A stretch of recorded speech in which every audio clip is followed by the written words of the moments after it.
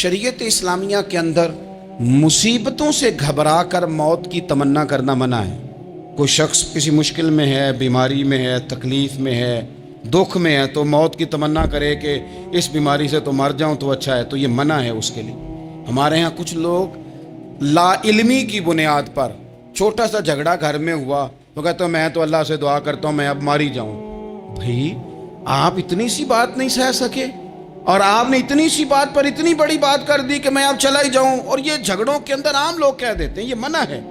नबी पाक सल्लल्लाहु ताला अलैहि वसल्लम ने इससे मना फरमाया, बल्कि मुस्लिम शरीफ में फरमाया कि अगर तुमने कभी दुआ करनी भी हो किसी वक़्त तो इन लफ्ज़ों से कर सकते हो कि या अल्लाह जब तक मेरा ज़िंदा रहना मेरे हक़ में बेहतर है, मुझे दुनिया में रख, और जब मेरा यहाँ से चले जाना तेरी हिकमत का तकाजा है और मेरे हक़ में बेहतर है तो फिर मुझे ईमान के साथ ले जा, फिर तो मुझे ले जा। तमन्ना मौत की करना और मुसीबतों से घबरा कर करना, और भाई मुश्किलात में जीना तो हुसन है। असल में ना जिसकी जान थी ना उसके नाम नहीं ना लगाई हमने कभी बच्चों के नाम लगा दी, कभी कारोबार के नाम लगा दी, कभी दोस्तों के नाम लगा दी, फिर वो बेवफा हुआ तो मरने को जी चाहा, वो बेवफा हुआ तो मरने को जी चाहा, इसने तंग किया तो मरने को जी चाहा। अन्नबी औला बिल मोमिनीन मिन अनफुसिहिम, अल्लाह फरमाते हैं तुम नहीं जान के मालिक, मेरा नबी तुम्हारी जानों का मालिक है। जान पावे ना जान मेरे महबूबा, मैं ते लगियां तोड़ नभेसां, रात तेरे विच रुल के मरसां, ते कदम न पिछा हटेसां, शहर तेरे दे टुकड़े मंगसां, ते तेरे कुत्तियां दे कदम चुमेसां। आज़म ए जान अमानत तेरी, तू जदों मंगसां मैं पेश करेसां। ये तो किसी और की है, हमारी है नहीं। तो बहुत सारे लोग घबरा कर हो बड़ी तकलीफ आ गई। भाई आप जल्दी ना करें, बिल्कुल जल्दी ना करें, आप हौसला पैदा करें। और जिया तो जाता ही मुश्किल में है। इकबाल ने कहा था कारे जहां दराज है अब मेरा इंतज़ार कर। ये ज़िंदगी लंबी है, ये मुश्किलात से होकर के गुजरती है, इसमें मद्दोजज़र रहता है। तो शरीयत इस्लामिया में मना है मौत की तमन्ना करना, मौत की ख्वाहिश करना। बल्कि नबी पाक सल्लल्लाहु ताला अलैहि वसल्लम ने तो यहाँ तक इरशाद फरमाया कि तुम मौत की तमन्ना न करो, इसलिए कि अगर तुम बुरे हो और ज़िंदा हो तो हो सकता है ज़िंदगी में अल्लाह तुम्हें तौबा की तौफीक दे दे, और अगर तुम अच्छे हो तो फिर भी मौत की तमन्ना न करो, इसलिए कि अच्छे हो तो तुम्हारी अच्छाई में रोज़ बरकत ही हो रही है, लोगों को फ़ायदा ही हो रहा है, खैर ही बट रही है। तमन्ना मौत की करना, और वैसे भी ना हम अपनी मर्ज़ी से यहाँ आए हैं और ना मर्ज़ी से जाने की कोशिश करनी चाहिए। माज़अल्लाह, ना अपनी मर्ज़ी आए हैं ना अपनी मर्ज़ी। अपनी मर्ज़ी से को मरने की कोशिश करेगा तो खुदकुशी हराम है, और रब रसूल की मर्ज़ी से मरेगा तो वो शहादत है। वो इस तरह की शहादत है कि जिसमें कहा मुर्दा कहना ही नहीं, ये तो ज़िंदा है, इसलिए कि मेरे नाम पे मर गया है। तो मौत की तमन्ना करना या इस तरह का रवैया मना है। अलबत्ता ये जो यहूद का काम था, इनका जो लहजा था, अल्लाह फरमाते हैं ये तो हज़ार हज़ार साल उम्र मांगती हैं तो जाना ही नहीं चाहते। कुछ लोग लंबी उम्र के हरीस होते हैं, उसकी वजह ये होती है कि आखिरत के लिए काम नहीं किया, आखिरत पर उस तरह का यकीन नहीं, उस तरह का मिजाज नहीं, दुनियादारी का मिजाज बन गया, बहुत सारा माल जमा कर लिया, बड़े बंगले बनाए, इतनी मुश्किल दुनियादारी इकट्ठी की, अब छोड़ के मर जाएं। इन लोगों का मरने को दिल ही नहीं करता, कोई इरादा ही नहीं है, बिल्कुल नहीं दुनिया छोड़ना चाहते, मेहनत से इकट्ठी की है, इतने लाओ लश्कर बनाए हैं, अब कैसे छोड़ जाएं। कुछ लोग ऐसे हैं जिन्होंने गठड़ी बांध के रखी हुई है, उनको ज़्यादा वेट नहीं करना पड़ता, इसलिए कि उन्होंने कोई सामान बोकी नहीं कराया, तो जो है हैंड कैरी है, इसलिए लोग इंतज़ार करते रहेंगे और जनाबे बिलाले अबशी जन्नत में पहुंच भी जाएंगे। अभी मिज़ाने अमल लगा होगा लेकिन हज़रत अबू ज़र गिफ़ारी जन्नत में टहलते हुए नज़र आ रहे होंगे। लोगों ने जमा नहीं ना किया, जितना माल ज़्यादा उतनी चेकिंग भी उसकी ज़्यादा, जितने बैग ज़्यादा, एयरपोर्ट पे उतना इंतज़ार भी ज़्यादा। हैंड कैरी वाले को कोई मसला असी किसे दे कुछ भी ना लग दे, ते ना कोई साडा दर्दी, भाई माल का है का तो हिसाब का है का। मौला अली शेर खुदा करमल्लाहु ताला वजहुल करीम से किसी ने कहा हम गुंजाइशें तलाश करते हैं ना, और शरीयत की गुंजाइश اختیار کرنے میں حرج بھی کوئی نہیں ہوتا. شریعت گنجائش دیتی ہے, مال جائز ہو آپ کو تو آپ اس کو استعمال کریں, بڑا مکان بنائیں, بڑی جائیداد خریدیں, بڑی گاڑی میں سفر کریں, مہنگا موبائل خریدیں, اچھے کپڑے پہنیں, کوئی منع نہیں کرتا. لیکن جو حضور کا مزاج ہے, جو سرکار نے اپنے لیے پسند کیا, وہ یہ ہے کہ سویرے روٹی کھانی ہے, شام کو فاقہ کرنا ہے.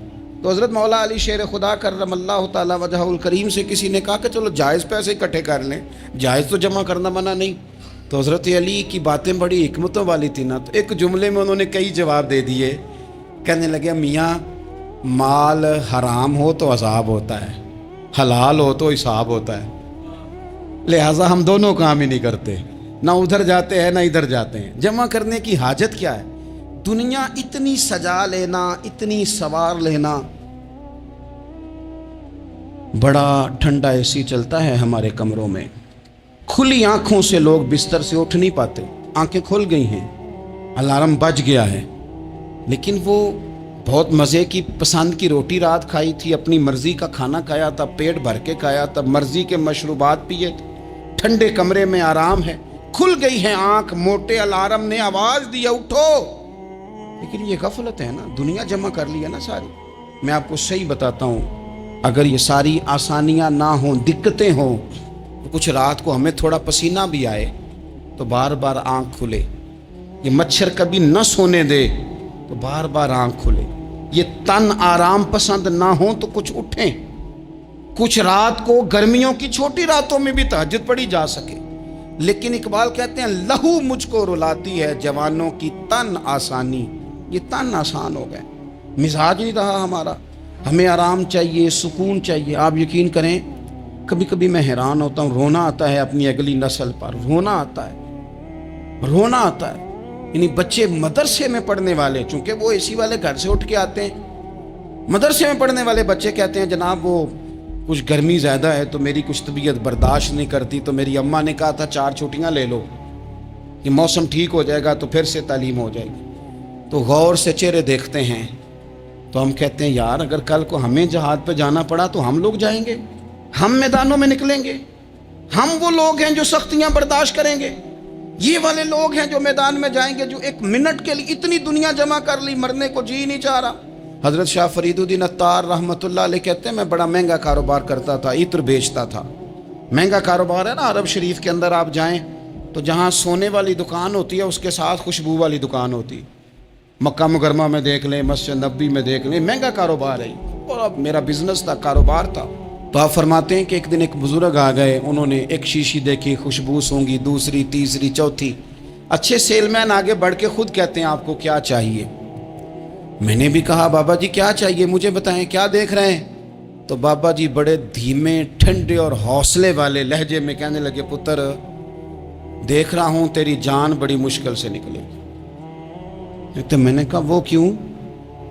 کہنے لگے اتنی مہنگا مہنگا تو نے مال جمع کیا ہے, کبھی مرنے لگے گا تو یہ یاد آئے گا, کبھی وہ یاد آئے گا, کبھی سادہ کر لیں, اس کو سادہ کر لیں, کبھی اس سوسائٹی والا پلاٹ یاد آئے گا, کبھی ادھر والا یاد آئے گا, کبھی لاہور والا یاد آئے گا. کہاں مرنے کو جی چاہتا ہے. اور پھر ایک اور دھوکہ ہے, میں بچوں کے لیے کر رہا ہوں. بچوں کے نام تو ایک دھیلا بھی نہیں, وہ تو سارا آپ کے اپنے نام ہے. ایسے ہی بہانہ بنائے ہوئے بچوں, کس بچے کے نام؟ بچے نے تو 50 دفعہ کہا ہے کہ وہ ایک دکان بیچ دو, میں نے کام کرنا ہے. تو ابا کہتا مراں گا تو تاں بکے گی. کہاں بچوں کے لیے؟ کون کہتا ہے بچوں کے لیے؟ یہ تو خواہشات ہیں جن پر ہمارا اپنا قبضہ ہے, ہر کنجی تو ہماری جیب میں. کون کہہ رہا ہے؟ وہ تو کبھی جا کے ملے گا ان کو جب موقع آئے گا. تو کہا یہ اتنا مال جمع کیا ہے تم پتر, تیری جان تو مشکل سے نکلے گی. تو کہتے ہیں میں دنیا دار تھا, دنیا دار کو نصیحت کریں تو وہ غصہ کرتا ہے, طنز کرتا ہے. کہتے ہیں مجھے غصہ آیا تو میں نے جھٹ سے کہا, لوگ کہتے نہیں تم اپنی قبریں جانا ہے تو میں اپنی, کہتے ہیں میں نے جھٹ سے کہا, میں نے کہا بابا میری جان تو مشکل سے نکلے گی تو تیری کیسے نکلے گی؟ کہتے ہیں بابا جی کہنے لگے پتر ادھر آنا ذرا. تو میں کاؤنٹر کے اوپر سے ہو کے بابا جی کے پاس آیا. وہ میری دکان کے فرش پہ لیٹے, کعبے کو منہ کیا, کلمہ پڑھا اور ان کی روح پرواز کر گئی. عرش فرشتے بانگاں ملیاں, مکے پہ گیا شور, بلے شاہ اسی نہیں مرنا, اے تے مر گیا ہی کوئی ہور, نالے وارث شاہ ہو کدوں مر دے جنہاں کیتیاں نیک کمائیاں نے. کہا یہ دیکھ لو مر گئے، بس اتنی کام تھا، تیاری ہے۔ امام غزالی کا آخری وقت تھا نا، تو انہوں نے وضو کیا، غسل کیا، خوشبو لگائی، اپنے ہاتھوں سے چادر بچھائی، پھر تکیہ رکھا، پھر لیٹے، پھر حضور پہ درود پڑھا، اور پھر کہنے لگے رب اگر تیری مرضی ہے تو غزالی بھی تیرا تیار ہے۔ بس یہ جملے زبان پہ تھے اور روح پرواز کر گئی۔ موت کو سمجھے ہیں غافل اختتام زندگی، یہ ہے شام زندگی، پھر صبح دوام زندگی۔ عزیز بھائیو، ہم نے نا بڑی آسائشیں جمع کر لی، بڑا کچھ اپنی عقل کے زور پر ہم نے اکٹھا کر لیا۔ نہیں ہمارا پروگرام، کسی سے پوچھ لیں صحت کیسی ہے، تو عمر اگر اس کی بڑی اوپر بھی چلی جا رہی ہو، اب تو خیر سالگرہ میں آنے کا رواج ہر جگہ آ گیا ہے، ہم سے بھی لوگ پوچھتے ہیں کہ آپ بتائیں آپ کس تاریخ کو پیدا ہوئے تھے، تو میں کہتا ہوں کوئی کارنامہ سر انجام دے لینے دو، پھر بتا دیں گے۔ ابھی تو کچھ کر نہیں سکے، کچھ بتائیں گے تو کچھ دن بھی منا لیں گے، ابھی تو لگتا ہے کہ بڑا وقت ضائع ہو گیا ہم سے۔ تو عزیز بھائی، کوئی نہیں کہتا کہ اب ٹائم آ گیا ہے، شوگر ہو گئی ہے، بلڈ پریشر ہو گیا ہے، طبیعت خراب رہتی ہے، فلانا مسئلہ ہو گیا ہے۔ تو تمنا موت اور موت کا ڈر اور نہ مرنے کا ارادہ اور دنیا سے دل کو لگا کے رکھنا اور ہر وقت جینے کی خواہش پیدا کرنا اور ہر وقت حل میں مزید کی دوڑ میں رہنا، وہ لوگ اس لیے تیار رہتے تھے، دعائیں مانگتے تھے شہادت کی، کہ انہوں نے نا دنیا بنائی نہیں تھی۔ حضرت عمر نے تو دوسرا کرتا نہیں پہنا ساری زندگی، وہ جو مکان آ رہا تھا وہی چل رہا تھا، وہ تو تھوڑے پہ قرضہ تھا ان پہ، لیکن ہر نماز کے بعد صحیح بخاری میں موجود ہے وہ دعا مانگتے تھے، اللہم ارزقنی شہادتاً فی سبیلک، یا اللہ ایسا نہ ہو میں تب بھی موت چلا جاؤں، مجھے اپنے رستے میں شہادت کی موت دینا۔ ہر نماز کے بعد دعا مانگی جا رہی، لیکن شہادت والی موت کی نہیں، شہادت والی موت، اللہم ارزقنی شہادتاً فی سبیلک۔ اور مالک مدینہ چھوڑنے کو دل نہیں کرتا، یا اللہ شہادت کی موت دینا، اور دینا بھی اپنے نبی کے شہر کے اندر، یہیں رہوں، یہیں میرا مدفن بنے۔ اللہ نے انہیں موقع دیا۔ آپ دیکھیں نا، ان لوگوں کا دل کرتا تھا۔ حضرت خالد بن ولید رضی اللہ تعالیٰ عنہ ساری زندگی میدان میں گزاری، پورے جسم میں 1 انچ جگہ باقی نہیں تھی جہاں زخم نہ ہو، ساری زندگی میدان میں رہے، لیکن آخری وقت روتے تھے، فرماتے تھے اس کی بے نیازی دیکھو، میں شہادت کے لیے میدان میں رہا لیکن شہادت میرا مقدر ہی نہیں تھی۔ اور پھر آخری وقت بھی فرمایا میرا گھوڑا، میرے کپڑے، میری زرہ، میری تلوار یہ کسی مجاہد کو دے دینا، چلو میں اب جہاد میں نہیں ہوں تو میرا سامان تو جہاد میں رہے، کسی مجاہد کو دینا۔ ان لوگوں نے جتنی محنت کی نا مرنے کے بعد کے لیے کی، مرنے کے بعد کے لیے، زندگی کا جو دوسرا پل ہے اس کے لیے کوشش کی، وہاں انہوں نے صدقات جمع کرائے، خیرات جمع کرائے، عبادات جمع کرائیں، حسن اخلاق جمع کرایا، اچھا سلوک جمع کرایا، انہوں نے آخرت کے بینک میں ڈھیروں مال جمع کرایا، وہاں ان کے مکان بک ہوئے، جنت میں ان کے نام کی بڑی بڑی جگہیں اللہ تبارک و تعالیٰ کے فضل سے طے کی گئیں، تو پھر انہیں وہاں جانے میں کوئی دشواری بھی نہیں تھی، انہیں کوئی مشکل نہیں تھی، وہ تیار تھے۔ لیکن چونکہ ساری محنت ہی دنیا کے لیے ہے، وہ جو خاص ایک آخرت پر مسلمان کا ایمان اور یقین اور تیقن تھا، اس طرف ہمارا مزاج نہیں۔ آپ دیکھیے حضرت ملک الموت اسرائیل علیہ السلام نا حضرت ابراہیم علیہ السلام کی روح قبض کرنے کے لیے حاضر ہوئے، تو کہا جناب چلیے آپ کی روح لینے آیا ہوں۔ تو حضرت ابراہیم علیہ السلام فرمانے لگے، اسرائیل، یہ قاضی ثناء اللہ صاحب پانی پتی رحمۃ اللہ علیہ نے اس کو تفسیر مظہری میں لکھا ہے، حضرت ابراہیم خلیل اللہ علیہ السلام فرمانے لگے، اسرائیل کیا کوئی خلیل بھی اپنے خلیل کی روح قبض کرتا ہے؟ واتخذ اللہ ابراہیم خلیلا، اللہ نے تو مجھے دوست بنایا، دوست ہو کے دوست کی روح قبض کرنے جا رہا ہے۔ حضرت اسرائیل نے ارادہ چھوڑا اور حضرت ابراہیم کا وہ جملہ لے کے رب کی بارگاہ میں حاضر ہوئے، عرض کی مالک جناب ابراہیم علیہ السلام نے فرمایا ہے کہ اللہ کی بارگاہ میں عرض کرو کہ مالک کیا کوئی خلیل بھی اپنے خلیل کی روح قبض کرتا ہے؟ تو رب کریم نے فرمایا اب میرا بھی پیغام جا کے جناب ابراہیم کو دے دو، ان سے جا کے کہو رب فرماتا ہے کیا کوئی خلیل بھی اپنے خلیل کی ملاقات کو ناپسند کرتا ہے؟ آپ کو تو ملنے کو بلا رہے ہیں. موت تو ایک پل ہے, یہاں سے گزریں گے تو جا کے محبوب سے ملیں گے. تو کیا کوئی خلیل بھی ناپسند کرتا ہے کہ وہ اپنے خلیل سے ملاقات نہ کرے؟ حضرت سیدنا اسرائیل علیہ السلام پیغام لے کے آئے اور کہا ہے اللہ کے خلیل. رب فرماتا ہے کیا خلیل بھی خلیل کی ملاقات کو؟ تو حضرت ابراہیم تو کھول کے روئے, کہنے لگے اب دیر نہ کر, اب ذرا جلدی کر, اب ذرا جلدی لے جاؤ. اور میرے نبی پاک صلی اللہ علیہ وسلم نے فرمایا, سیاستہ میں حدیث ہے, فرمایا تم میں سے جو رب سے ملنے کو پسند کرتا ہے نا, جو اللہ سے ملنے کا شوق رکھتا ہے نا, اللہ بھی اس کی ملاقات کو پسند فرماتا ہے. تم میں سے جو رب سے ملنے کا شوق رکھتا ہے, اقبال کیا کہتے ہیں, کہتے ہیں تیرے عشق کی انتہا چاہتا ہوں, تو میری سادگی دیکھ میں کیا چاہتا ہوں. میرا ذرا سا تو دل ہے مگر شوق اتنا, میں وہی لن ترانی سنا چاہتا ہوں. مالک میرا دل کرتا ہے میں تجھ سے کہوں رب آریلی, میں تجھے دیکھنا چاہتا ہوں, اور تو مجھے کہے لن ترانی, تو نہیں دیکھ سکتا. میرا ذرا سا تو دل ہے مگر شوق اتنا, میں بھی وہی لن ترانی سنا چاہتا ہوں. پھر خود ہی کہنے لگے او بھری بزم میں راز کی بات کہہ دی, میں بڑا بے ادب ہوں سزا چاہتا ہوں.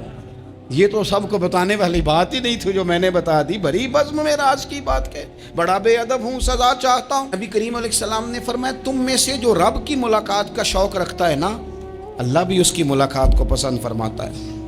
اور فرمایا تم میں سے جس کا رب سے ملنے کا شوق نہیں نا, اللہ بھی اس کی ملاقات کو پسند نہیں فرماتا. یہ سیاستہ میں حدیث ہے. ایک دفعہ غور کر نہ لیں, فلاں سے ملنے کو بھی جی چاہتا ہے, فلاں علاقہ دیکھنے کو بھی جی چاہتا ہے, فلاں کی ملاقات کو بھی جی چاہتا ہے. کبھی اس کو ملنے کو بھی جی چاہتا ہے جس نے بنایا ہے سارا کچھ, کبھی اس کی صحابہ تو تڑپ کے حضور کی بارگاہ میں آئے تھے نا, وَإِذَا سَأَلَكَ عِبَادِي عَنِّي فَإِنِّي قَرِيبٌ, تڑپ کے کہا تھا یا رسول اللہ صلی اللہ علیہ وسلم سالوں بیت گئے, سجدے کرتے, عبادت کرتے, روزہ رکھتے, حج کرتے, زکوٰۃ دیتے, اب دل کرتا ہے کبھی وہ ملے, کبھی اسے دیکھیں. کبھی یہ حقیقت منتظر نظر آنا لباس مجاز میں, لاکھوں سجدے تڑپ رہے ہیں میری جبین نیاز میں, دل کرتا ہے ملنے کو. تو جب صحابہ نے آ کے حضور کی بارگاہ میں یہ عرض کی نا, یا رسول اللہ رب سے ملنے کو جی چاہتا ہے, تو اللہ نے فرمایا وَإِذَا سَأَلَكَ عِبَادِي عَنِّي فَإِنِّي قَرِيبٌ, اے محبوب جب میرے بندے آپ کے پاس آ کے میرے بارے میں سوال کریں تو ان سے فرما دو میں تو ان کے قریب ہی ہوں. جب بھی دعا مانگیں گے میں ان کی دعاؤں کو قبول فرماؤں گا, میں قریب ہوں ان کے. اپنے دل کے اندر شوق ہو, اللہ رسول کی طرف بڑھنے کا شوق ہو. مسلمان موت سے نہیں ڈرتا, لیکن صحیح بخاری اور صحیح مسلم میں حدیث ہے, نبی پاک علیہ الصلوۃ والسلام نے فرمایا آج ایک مسلمان 1000 کافر کو آگے لگا لیتا ہے اور کافر بھاگ جاتا ہے. ایک وقت آئے گا ایک کافر ہوگا اور 1000 مسلمان کو بھگا ڈالے گا. یا رسول اللہ کیوں؟ ہمارے پاس اسلحہ نہیں ہوگا, ہمیں لڑنے کا سلیقہ نہیں آئے گا. نبی پاک علیہ السلام نے فرمایا یہ مسئلہ نہیں, تمہیں وہن ہو جائے گا, وہن. یا رسول اللہ یہ وہن کیا ہوتا ہے؟ تو حضور نے فرمایا تمہیں نا زندگی سے پیار ہو جائے گا, تمہیں مرنا برا لگے گا, کراہت آئے گی مرنے سے, تم مرنا نہیں چاہو گے. تو جب کسی کو زندگی سے پیار ہو جائے تو پھر وہ بھاگتا ہے, پھر وہ ہر بندے کی ہر بات مانتا ہے چونکہ وہ جینا چاہتا ہے. اور کچھ لوگ ایسے ہوتے ہیں, وہ جب بدر میں مسلمان پہنچے نا تو جاسوس بھیجا ابو جہل نے, کہا جاؤ پتہ کر کے آؤ لوگ کتنے ہیں اور ان میں جوان کتنے ہیں, بوڑھے کتنے ہیں اور اسلحہ کتنا ہے. جاسوسی اس دور میں بڑی آسان تھی, کوئی مخصوص وردی تو فوجیوں کی ہوتی نہیں تھی. تو وہ شخص آ گیا, مسلمانوں کو دیکھ کر واپس گیا, تو جا کے اس نے بدر کے دن ابو جہل سے کہا کہ وہ 313 ہیں اور ان میں بچے بھی ہیں, بوڑھے بھی ہیں اور اسلحہ بھی زیادہ نہیں, اور گھوڑے اور اونٹ اور سواریاں بھی تھوڑی ہیں. تو ابو جہل بڑا ہنسا اور معاذ اللہ کہنے لگا کیا ان نے ہم سے لڑنا ہے, تھوڑے سے تو لوگ آئیں. اس طرح کرو صبح نا انہیں پشتوں پہ باندھ کے نا گھوڑوں کی تو مکے لے چلتے ہیں, وہاں جا کے دیکھیں گے ان کے ساتھ کیا کرنا ہے. تو وہ جاسوس کہنے لگا پوری بات تو سن لے. اس نے کہا پوری بات کیا ہے؟ کہنے لگا آئے 313 ہیں پر گھر واپس جانے کا کسی کا بھی ارادہ نہیں. وہ کشتیاں جلا کے آئے ہیں, میں رات وہاں گزار کے آیا ہوں, میں نے بوڑھوں کو بھی شہادت مانگتے دیکھا ہے، میں نے بچوں کو بھی شہادت مانگتے دیکھا ہے، میں نے ایک ایک کے سینے میں مر مٹنے کا جذبہ دیکھا ہے۔ وہ جینے کی امنگ لے کے نہیں آئے، ہتھیلی پہ رکھ کے آئے ہیں جان، اور ایک ایک شخص شہید ہو کے جانا چاہتا ہے، اور وہ ایک دوسرے کے پیچھے چھپیں گے نہیں۔ یہ جو موت ہے نا، موت یہ تو ایک پل ہے، اس سے گزریں گے، اللہ رسول کے حضور جائیں گے، جنت کی نعمتیں، خدا کی تیار کی ہوئی رحمتیں مسلمان کا آگے بڑھ کے استقبال کریں گے۔ حضرت عمار بن یاسر رضی اللہ تعالیٰ عنہ کو زخم لگ رہا ہے میدان جہاد میں، اور تیز زخم لگ رہا ہے، سخت تکلیف میں۔ تو ایک شخص نے آ کے پوچھا کیا حال ہے؟ تو آپ فرمانے لگے حال کیا ہونا ہے، تھوڑا سا ٹائم رہ گیا ہے۔ تو بندہ پریشان ہو گیا، اس نے کہا کس بات میں؟ فرمانے لگے تھوڑا سا ٹائم رہ گیا ہے، بس میں نبی پاک سے ملنے والا ہوں اور حضور کے صحابہ سے ملنے والا ہوں۔ حضرت عمار بن یاسر رضی اللہ تعالیٰ عنہ کہنے لگے تھوڑا سا ٹائم رہ گیا، تھوڑا سا مرنا مرنا ہر کوئی آکھے تے میں بھی آکھاں مرنا، تے جس مرنے تھی خوشبو نہ آوے او مرنا کی مرنا، تے جس مرنے وچ سونا راضی اس مرنے تو کی ڈرنا۔ ایک گل رکھنا یاد کہ میرا جس دن ہووے مرنا، سب کچھ کرنا، سب کچھ کر کے میرا منہ روزے ول کرنا، شاید میرا آقا آوے میں دیدار حضور دا کرنا۔ فرمایا کہ وہ تو بالکل قریب آ گیا ٹائم۔ حضرت سیدنا بلال حبشی رضی اللہ تعالیٰ عنہ آخری وقت ہے، لوگ بڑا اس کا منظر جب بیان کرتے ہیں تو خوفناک بیان کرتے ہیں، اس طرح کا لہجہ اختیار کرتے ہیں کہ بات سن کے بندہ کانپ جائے۔ سیدنا بلال حبشی رضی اللہ تعالیٰ عنہ بالکل آخری وقت ہے، جانے کا ٹائم۔ حضرت بلال کی اہلیہ قریب بیٹھی ہیں تو کہنے لگی بڑے غم کا موقع آ گیا، غموں کی رات شروع ہو گئی، حالات میرے لیے مشکل آ گئے۔ آپ نے فرمایا کیا ہوا؟ کہنے لگی آپ جا رہے ہیں؟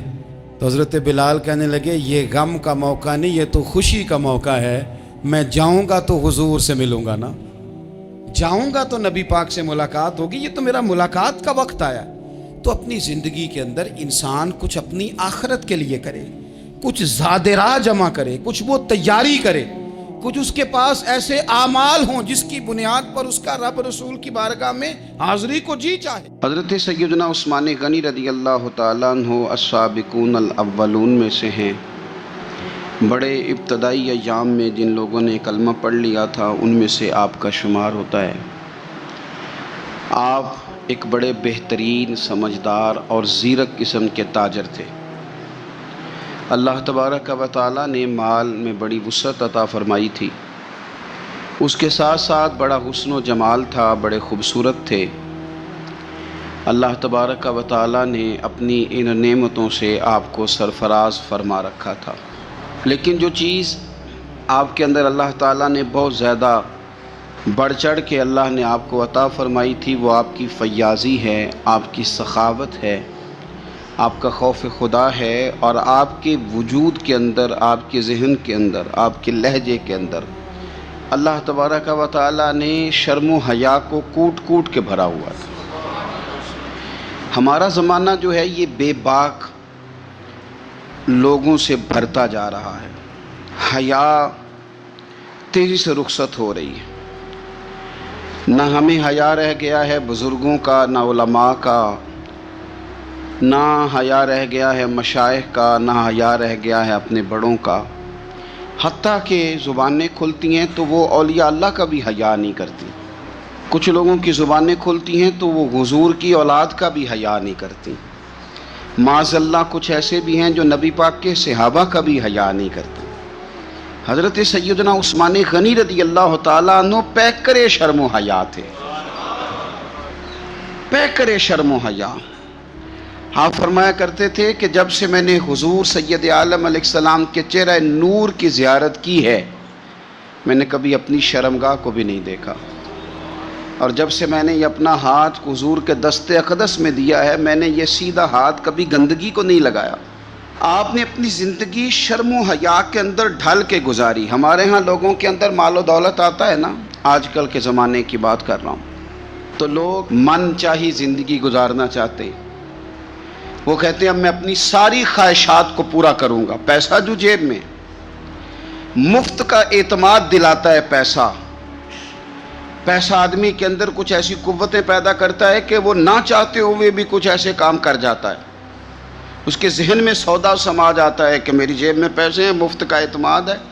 جو ان کے اپنے ہوتے ہیں ان سے لوگ دور نکل جاتے ہیں، رشتہ داروں سے، دوستوں سے، احباب سے، پرانے لوگوں سے کٹ جاتے ہیں، جیب میں پیسہ جو آ جاتا ہے۔ لیکن مصنف ابن ابی شیبہ میں بڑا ہی خوبصورت انداز حضرت عثمان غنی کے بارے میں موجود ہے۔ فرمایا صحابہ نے کہ حضرت عثمان غنی کو اللہ نے گرچہ مال بڑا دیا تھا، لیکن وہ سب سے بڑھ کر اپنی شرمگاہ کی حفاظت کرنے والے تھے، اور سب سے بڑھ کر اپنے رشتہ داروں کے ساتھ صلہ رحمی کرنے والے تھے۔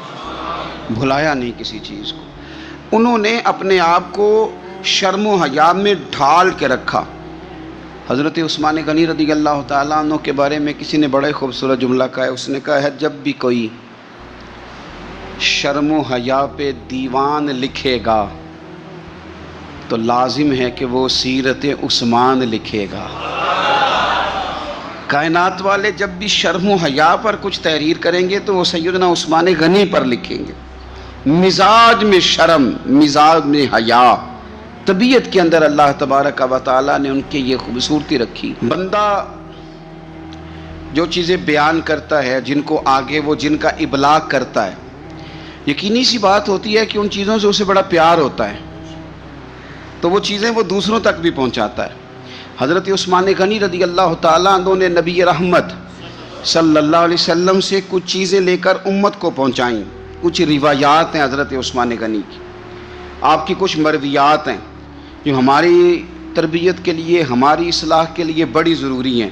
پہلی بات حضرت عثمان غنی رضی اللہ تعالیٰ عنہ ہم تک پہنچاتے ہیں، فرماتے ہیں میں نے رسول پاک صلی اللہ تعالیٰ علیہ وسلم سے اپنے کانوں سے سنا ہے، میرے کریم نے فرمایا تھا جو اس بات کا یقین رکھتا ہو کہ نماز برحق اور واجب ہے، فرمایا رب اس بندے کو جنت میں داخل فرمائے گا۔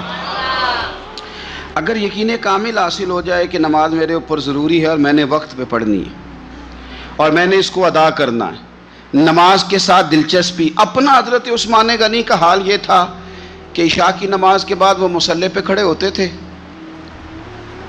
2 رکعتوں کی نیت باندھتے تھے، 15 سپارے ایک رکعت میں پڑھ دیا کرتے تھے، 15 دوسری رکعت میں پڑھ دیا کرتے تھے۔ لوگوں کی توجہ دلا رہے ہیں عبادت پہ۔ حضرت سیدنا عمر فاروق رضی اللہ تعالیٰ عنہ کا وصال ہو گیا۔ حضرت عثمان غنی رضی اللہ تعالیٰ عنہ بعد میں جب امیر المومنین بنے تو آپ نے حضرت عمر کی ایک بیوہ کے ساتھ نکاح کیا، تو وہ خاتون عرض کرنے لگیں کہ آپ نے میرے ساتھ نکاح کیا ہے، میں تو اب بڑھاپے کی حالت میں ہوں، کوئی خدمت نہیں کر سکتی، میرے ساتھ نکاح کرنا۔ تو حضرت عثمان غنی فرمانے لگے میں نے کسی ضرورت کے تحت نکاح نہیں کیا، میں نے مسجد میں تو عمر فاروق کو دیکھا ہے، حرم کعبہ میں بھی دیکھا ہے، میدان جہاد میں بھی دیکھا ہے، میں تم سے نکاح اس لیے کیا ہے کہ مجھے بتاؤ عمر اپنے گھر کی 4 دیواری کے اندر اپنے رب کو کیسے راضی کیا کرتے تھے۔ ان کا جو رات مصلی پہ بیٹھنے کا طریقہ تھا، تلاوت قرآن مجید کا جو انداز تھا، میں وہ سیکھنا چاہتا ہوں۔ عبادت کے ساتھ خاص شغف سیدنا عثمان غنی ذوالنورین رضی اللہ تعالیٰ عنہ کا۔ حضور نے فرمایا تھا نماز میری آنکھوں کی ٹھنڈک ہے۔ میرے بھائیوں، اپنی نماز کی حفاظت کریں۔ حفاظت سے مراد یہ ہے کہ کسی نماز کو ضائع نہ ہونے دیں، نماز اپنے وقت پر ادا کریں، اور آپ جتنا نماز سے پیچھے ہٹیں گے نا، یعنی ہمارے ایک بزرگ تھے، وہ فرمایا کرتے تھے کہ جس طرح سکول سے ایک چھٹی کر لیں تو اگلے دن جانے کو دل نہیں نہ کرتا، اسی طرح اگر ایک نماز کسی نے چھوڑ دی تو اگلی نماز خود بخود اس کی سستی میں گزر جائے گی۔ آپ جتنا نماز کے قریب جاؤ گے، جتنا اس سے محبت کرو گے، اتنا نماز کی طرف آپ کی توجہ بڑھ جائے گی۔ اللہ تبارک و تعالیٰ نے مسلمان کو زندگی میں بھی بڑا اعزاز دیا ہے، مومن کی بڑی شان ہے، مومن کا بڑا مقام ہے۔ کنتم خیر امت، یہ بہترین لوگ ہیں۔ دنیا میں بھی مومن کا بڑا مقام ہے، اور مومن جب دنیا سے چلا جائے تو بھی اس کو ردی اور کوڑا سمجھ کر جلایا نہیں جاتا، بلکہ مومن کا اعزاز ہے کہ اس کو غسل دیا جاتا ہے۔ لباسوں میں سب سے سونا لباس سفید رنگ کا ہوتا ہے، اسے وہ سفید لباس پہنایا جاتا ہے۔ اور آپ دیکھیے آج یہ جا رہا ہے قبر میں، تو ہاتھوں پہ اٹھا کے بھی لے جایا جا سکتا تھا، کسی گاڑی میں رکھ کے بھی لے جایا جا سکتا تھا، لیکن یہ رسول اللہ کا کلمہ پڑھنے والا ہے نا، اس کی شان ہے کہ اسے کندھوں پہ اٹھا کے لے جایا جاتا ہے اور اسے لے جا کے قبر کے اندر رکھا جاتا ہے، جہاں خدا کی رحمتیں بڑھ کر استقبال کرتی ہیں۔ تو جنازہ، بندہ مومن کا جنازہ ایک بڑا مرتبے والا کام ہے۔ حضرت سیدنا عثمان غنی رضی اللہ تعالیٰ عنہ بیٹھے تھے تو ایک جنازے پہ نظر پڑی، ایک مسلمان کا، مومن کا جنازہ جا رہا تھا۔ اس جنازے پر نظر پڑی تو سیدنا عثمان غنی اٹھ کر کھڑے ہو گئے۔ ایک ہے کہ کسی معزز آدمی کے آنے پر آپ کھڑے ہوں، لیکن یہ شان ہے نا، یہ عظمت ہے نا مومن کی کہ اس کا جنازہ گزر رہا ہے۔ تو حضرت عثمان غنی رضی اللہ تعالیٰ عنہ اٹھ کے کھڑے ہو گئے، اور جب لوگوں نے آپ کی طرف دیکھا تو فرمانے لگے اپنی مرضی سے یہ کام نہیں کیا، ایک دن کریم رسول کے سامنے سے بھی جنازہ گزرا تھا تو میرے نبی اٹھ کے کھڑے ہو گئے تھے، تو میں تو اپنے پیارے محبوب صلی اللہ تعالیٰ علیہ وآلہ وسلم کی ادا کو ادا کر رہا ہوں۔ حضرت عثمان غنی رضی اللہ تعالیٰ عنہ نے ہمیں بتلایا کہ مومن کا ہر حال میں مقام اپنی نظروں کے سامنے رکھنا، مقدم رکھنا اس کی عظمت کو۔ جو رسول اللہ کا کلمہ پڑھ لے اس کی بڑی شان ہوتی ہے۔ ہم اہل مودت ہیں سائیں، ہر روز بشارت ہوتی ہے، ہم ہر شام مدینے جاتے ہیں، ہر روز زیارت ہوتی ہے۔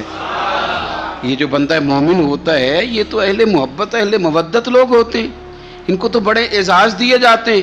تو حضرت عثمان غنی رضی اللہ تعالیٰ عنہ نے ہمیں بتلایا کہ بندہ مومن دنیا سے جائے پھر بھی اس کا اعزاز ہے، پھر بھی اس کا مقام ہے۔ حضرت سیدنا عثمان غنی رضی اللہ تعالیٰ عنہ کا نا مسجد کے ساتھ بڑی دلچسپی تھی۔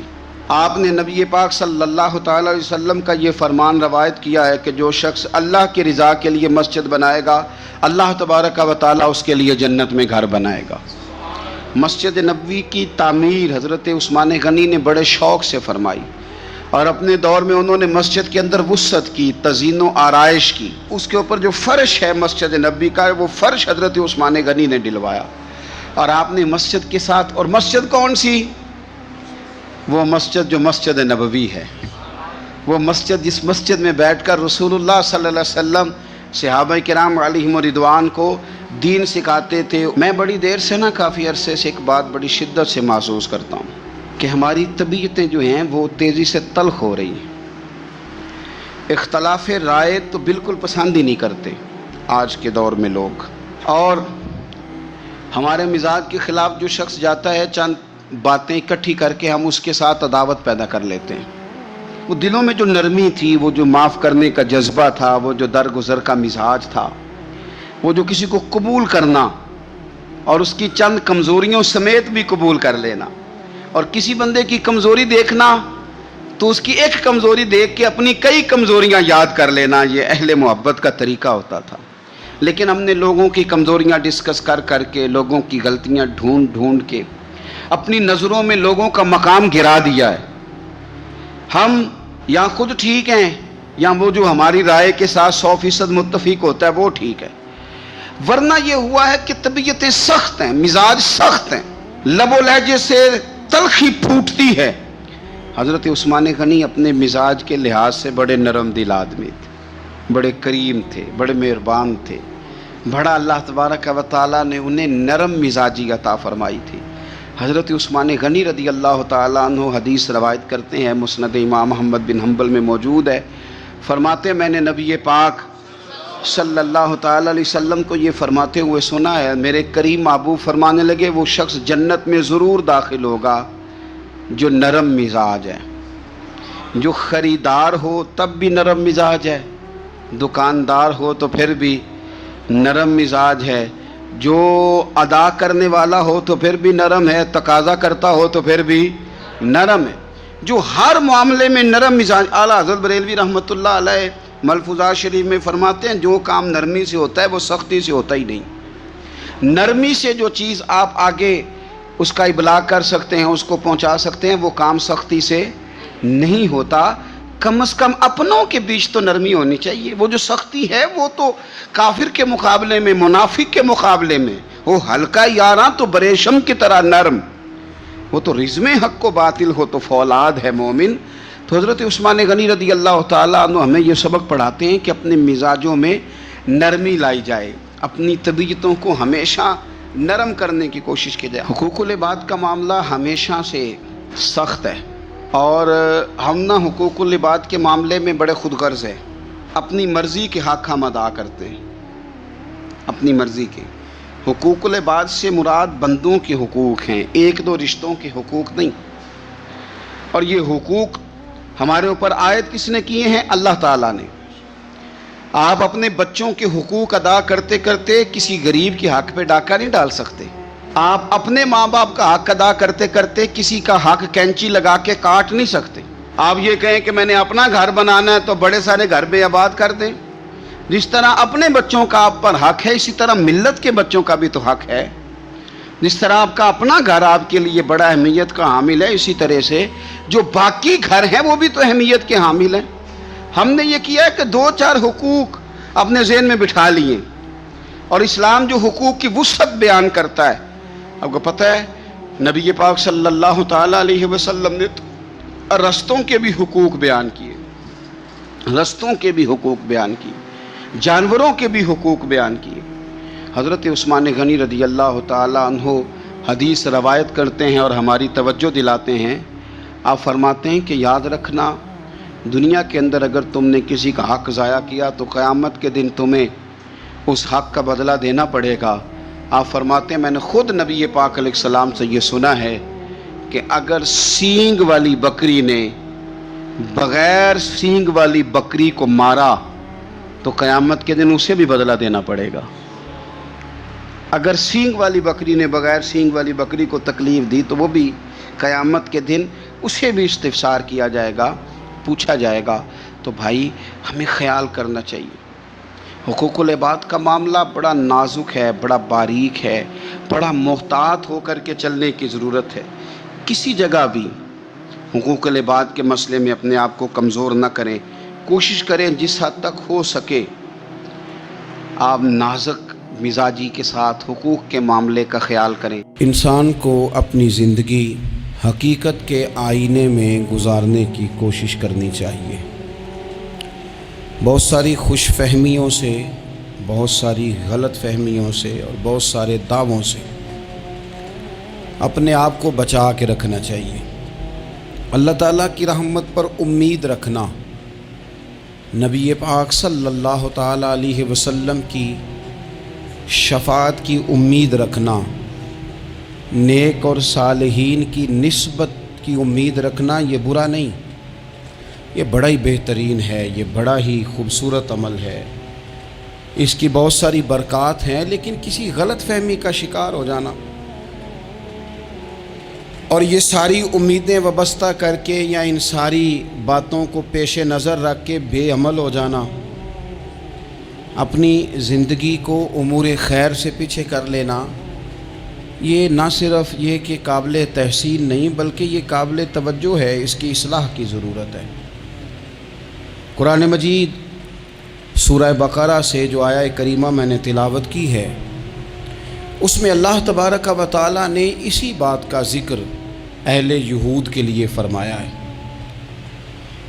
یہودی جگہ جگہ قرآن مجید بتاتا ہے کہ کہیں کہتے تھے کہ ہم اللہ کے بیٹے ہیں، معاذ اللہ، اللہ کے بڑے پیارے ہیں، ہمیں تو تھوڑے دنوں کے لیے عذاب ہوگا، بڑی جلدی ہمیں معاف کر دیا جائے گا۔ وہ بڑی لمبی چوڑی خوش فہمیوں کا اظہار کرتے اور بڑے بڑے دعوے کرتے۔ پھر چلتے چلتے انہوں نے ایک اور دعویٰ کر دیا، کہنے لگے کہ آخرت کا گھر تو صرف ہمارے لیے ہے، جنت میں صرف یہودی جائیں گے اور کوئی نہیں جائے گا۔ اللہ تبارک و تعالیٰ نے ان کے اس دعوے کا ذکر فرمایا ہے۔ یہ دیکھیں دعویٰ کتنا بڑا ہے کہ آخرت کا گھر تو صرف ہمارے لیے، فقط ہمارے لیے۔ مسلمان یہ دعویٰ نہیں کرتے، نبی پاک صلی اللہ تعالیٰ علیہ وسلم نے جب اس بات کا اظہار کیا ہے تو اس طرح کیا ہے، فرمایا جنتیوں کی 120 صفیں ہوں گی اور 80 میری امت کی ہوں گی۔ لیکن یہ بھی فرمایا کہ باقی لوگ بھی تو ہوں گے نا، ان کی 40 صفیں ہیں لیکن جنت میں دوسرے پچھلے لوگ بھی موجود ہوں گے۔ یہ دعویٰ نہیں کیا کہ صرف مسلمان جائیں گے، ان سے پہلے جو نبی اور ان کی ایماندار اور نیک امتیں گزری ہیں ان میں سے کوئی جنت میں ہی نہیں جائے گا، یہ نہیں فرمایا۔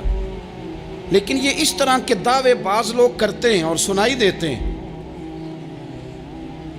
تو یہودی بھی یہ کہا کرتے تھے کہ جنت تو خالص ہمارے لیے ہے اور کوئی نہیں جائے گا اس میں۔ تو اللہ کریم نے فرمایا کل ان کانت لکم الدار الآخرۃ عند اللہ خالصۃ من دون الناس، اے محبوب علیہ السلام آپ ان سے فرما دیں اہل یہود سے کہ اگر آخرت کا گھر اللہ کے نزدیک باقی سب لوگوں کو چھوڑ کے خالص تمہارے لیے ہی ہے، سب کو چھوڑ کے صرف تمہارے لیے ہے آخرت کا گھر، تو فتمنوا الموت، تو پھر جنت میں تو مر کے جانا ہے نا، لہذا موت کی تمنا تو کرو۔ پھر کہو نا یا اللہ ہمیں موت دے تاکہ وہ جو تو نے ہمارے لیے اتنی بڑی چیز بنائی ہے ہم اس سے استفادہ کر سکیں۔ پھر تم موت کی تمنا کرو ان کنتم صادقین، اگر تم سچے ہو۔ لیکن رب فرماتا ہے وَلَن يَتَمَنَّوْهُ أَبَدًا بِمَا قَدَّمَتْ أَيْدِيهِمْ، یہ کبھی بھی موت کی تمنا نہیں کریں گے، انہیں پتہ ہے جو انہوں نے کمائی کر کے آگے بھیجی ہے۔ یہ موت کی دعوے کریں گے کہ جنت میں صرف ہم ہی جائیں گے، لیکن کبھی بھی موت کی تمنا، یہ کبھی موت کی تمنا نہیں کریں گے، اس لیے کہ انہیں پتہ ہے کہ ہم نے آخرت کے لیے کیا۔ یہ جو بہت سارے لوگ کہتے ہیں نا میری نسبت اور میری بات اور بلے بلے سارا کچھ میں ہی ہوں، تو ان سے کہو پھر سارا پیسہ کوٹھی پہ ہی لگائے جاتے ہو، پھر تو جنت تمہارا انتظار کر رہی ہے، پھر یہاں اتنے خرچے کرنے کی تمہیں کیا مشکل پڑی ہوئی۔ قرآن مجید کہتا ہے یہ کبھی بھی موت کی تمنا نہیں کریں گے، ان کو پتہ ہے جو اعمال انہوں نے کر کے بھیجے ہیں۔ واللہ علیم بالظالمین، اللہ ظالموں کو جانتا ہے، اللہ کو خبر ہے۔ میرے نبی پاک صلی اللہ تعالیٰ علیہ وسلم نے فرمایا اگر یہودی موت کی تمنا کرتے، جب ان سے کہا گیا تھا نا کہ اگر آخرت کا گھر خالص تمہارے لیے ہے تو موت کی تمنا کرو، اگر اس مقام پر وہ موت کی تمنا کرتے تو اسی وقت سارے مر جاتے، ختم ہو جاتا معاملہ۔ اگر تمنا کر لیتے تو تمنا ہی نہیں کریں گے۔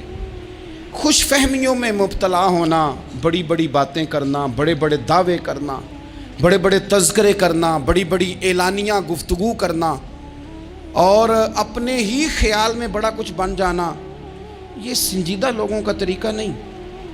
میں نے کچھ آستانے اپنی آنکھوں سے دیکھے ہیں، وہ کہتے ہیں جناب ہمارے حضرت کی نسبت اور حضرت ساتھ بیٹھے مسکرا رہے ہیں، اتنی دیدہ دلیری تو نہیں نہ ہونی چاہیے۔ آپ اپنے سامنے سارا کچھ اپنے آپ کو کہلوا رہے ہیں، شیخ ہلکا ہلکا مسکرا رہے ہیں، ان سے پوچھیں تو کہتے ہیں جی میں تو نہیں کہتا، تو آپ کہتے نہیں تو منع کیوں نہیں کرتے؟ آپ خوش فہمیوں میں، نعت خواں کھڑا ہوا ہے تو اس نے نسبت کی بات شروع کیا تو اللہ جانے وہ کدھر کا کدھر پہنچ گیا ہے۔ میں کہتا ہوں کون انکار کر رہا ہے نسبت کے فیض کا؟ کون منکر ہے؟ یہی تو باعث نجات ہے ہمارے لیے، امیدیں۔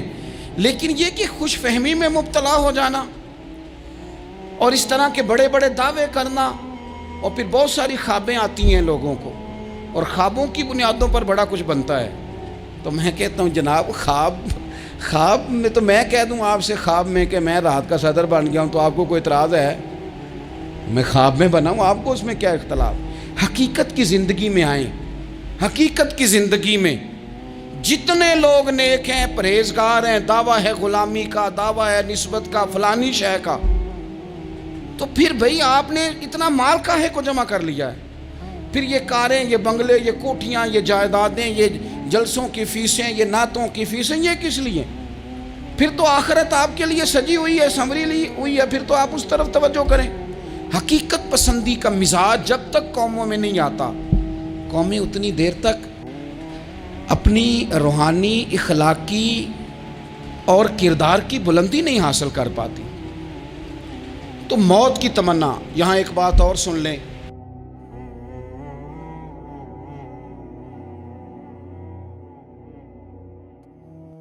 Thank you for watching this video. Subscribe now for more videos at Kalbian. محمد کے شہر میں رحمت برس رہی